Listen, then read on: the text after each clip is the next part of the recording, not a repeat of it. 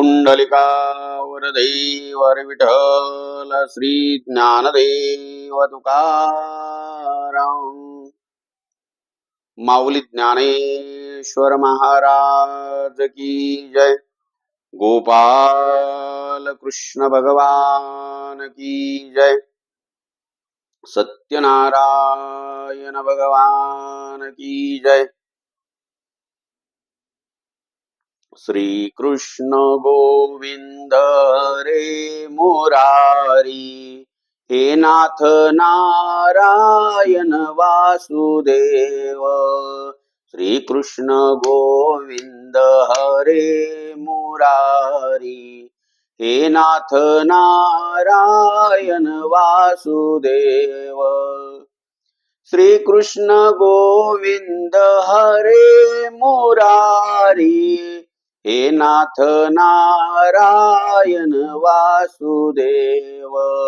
श्री कृष्ण गोविंद हरे मुरारी, हे नाथ नारायण वासुदेव. श्री गणेशाय नमः. श्री सत्यनारायण कथा द्वितीयो अध्याय.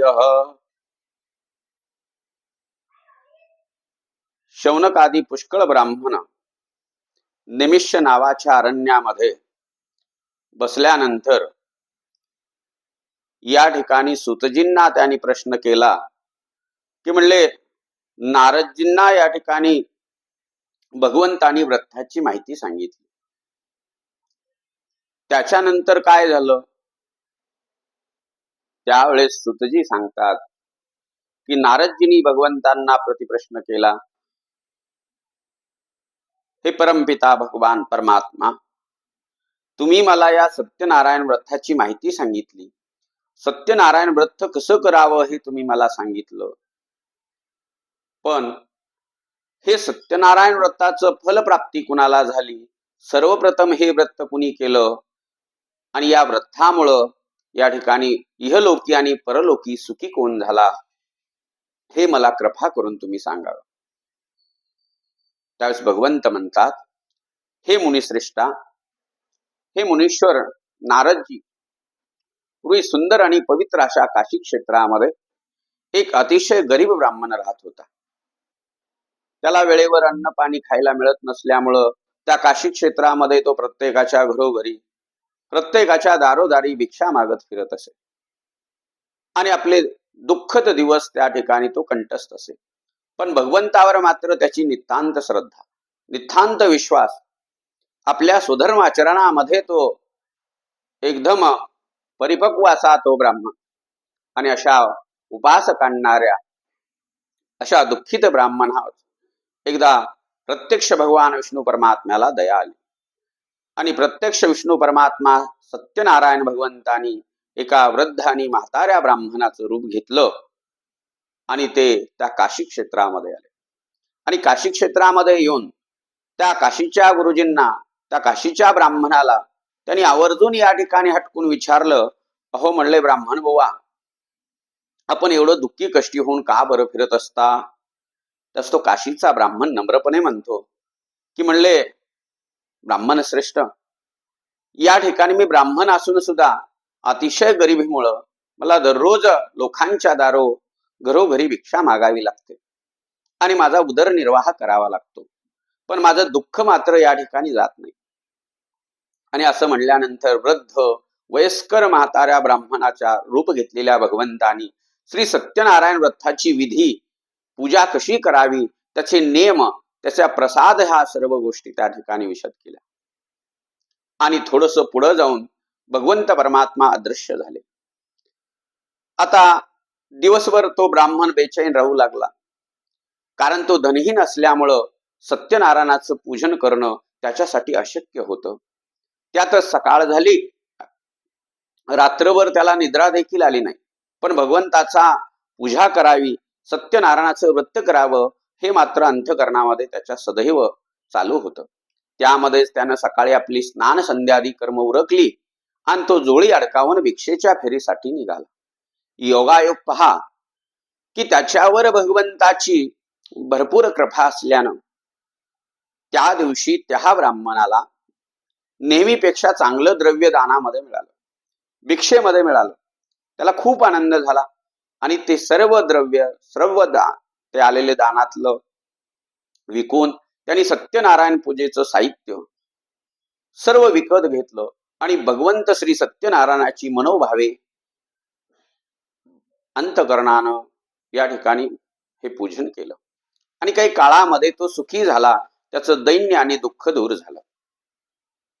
खूप आनंद वाटला नारदजींना आणि नारदजींना वाटलं की आणखीही या सत्यनारायण कथेचं ऐकावं आणि गोडी वाढली.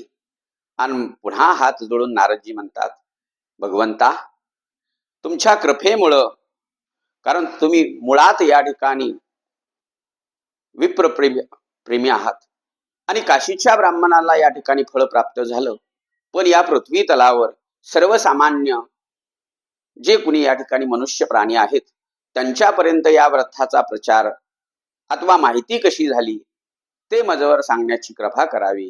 त्यास भगवंत म्हणतात, एकदा काय झालं म्हणले की हा वरील काशीचा ब्राह्मण मोठ्या वैभवामध्ये एकदा सत्यनारायणाचं पूजन करत होता. आता त्याची आर्थिक स्थिती सुयोग्य होती. त्यांनी त्याचे आप्त वर्ग मित्र परिवार यांना बोलवून तो सत्यनारायणाचं पूजन खचित करत होता. आणि त्याच वेळेस त्याच्या दारासमोरून एक मोळी विकून खाणारा, लाकडे विकून खाणारा मोळी विक्या चालला होता. उन्हाळ्याचे दिवस होते, त्याला तहान लागली आणि त्यानं विचार केला या ब्राह्मणांच्या घरामध्ये पाणी प्यावं आणि पुढं आपण मार्गस्थ व्हावं म्हणून ती लाकडाची मोळी त्यांनी त्या ठिकाणी बाहेर ठेवली आणि त्या ब्राह्मण बुवाच्या घरामध्ये तो आला. आणि आल्यानंतर पाहिलं तर सत्यनारायण पूजेची आरास सायास मांडून त्या ठिकाणी ब्राह्मण बुवा पूजा करतात. तो तिथेच थांबला. त्यांनी कथा श्रवण केली आणि कथा श्रवण केल्यानंतर प्रसाद घेत असताना त्यांनी विचारलं, अहो म्हणले गुरुजी, ब्राह्मण बुवा क्षमत्व असावं, पण आपण एवढ्या भक्तिभावानं हे कोणतं व्रत करत आहात, याची फलप्राप्ती काय? त्यावेळेस ते गुरुजी म्हणतात, ते काशीचे ब्राह्मण बुवा म्हणू लागले, हे मुळविक्या, एकेकाळी माझीही आर्थिक परिस्थिती अशी होती की 2 वेळेचं उदरनिर्वाह करण्यासाठी मला प्रत्येकाच्या घरोघरी दारोदारी भीक मागावी लागायची. पण या व्रतामुळं मी आता मात्र सुखी झालो आहे आणि माझं जीवन या ठिकाणी समृद्ध झालं आहे, प्रतिष्ठित झालं आहे. आणि असं म्हणून त्या काशीच्या ब्राह्मण बुवांनी सर्व सत्यनारायण व्रताची माहिती त्या मुळविक्याला सांगितली. त्यानं प्रसाद घेतला, या ठिकाणी पाणी पिलं आणि नंतर तो आपल्या मस्तकी लाकडाची मोळी घेऊन निघाला. ज्या ठिकाणी श्रीमंत लोक, धनाढ्य लोक राहत होते अशा आळीला तो आपली ती लाकडे विकण्यासाठी निघाला आणि एका श्रीमंत धनाढ्य माणसांनी त्याला त्या ठिकाणी बोलवलं आणि त्याची ती लाकडे आहेत ती त्या ठिकाणी दुप्पट दाम देऊन विकत घेतली. खूप आनंदी झाला.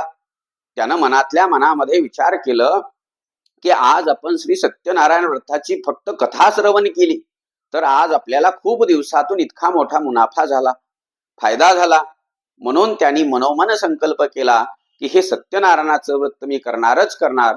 आणि नंतर काही दिवस त्यांनी या ठिकाणी लाकडे विकून पै पै जमा केली आणि एकही दिवशी या ठिकाणी आपले अपतेष्ट मित्र परिवार यांना बोलवून त्या ठिकाणी श्री सत्यनारायणाचं पूजन केलं आणि काही काळामध्ये तोही आपल्या जीवनामध्ये सुखी झाला, समृद्ध झाला आणि देहांती मात्र त्याला श्री प्रभूचा वैकुंठ धाम प्राप्त झाला. अशा प्रकारे या ठिकाणी स्कंद पुराणातील श्री सत्यनारायण कथेचा 2य अध्याय पूर्ण झाला. कुंडलिका वरदेवर विठ्ठल श्री ज्ञानदेव तुकाराम सत्यनारायण भगवान की जय. गोपाल कृष्ण भगवान की जय.